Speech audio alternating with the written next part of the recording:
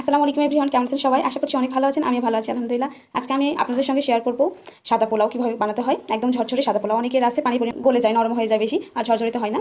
আজকে আমি আপনাদেরকে তৈরি করে দেখাবো একদম ঝরঝরে পোলাও। এই জন্য আমি এখানে তেজপাতা দিয়ে দিয়েছি 3টা, আর দিয়েছি পেঁয়াজ কুচি হাফ কাপ।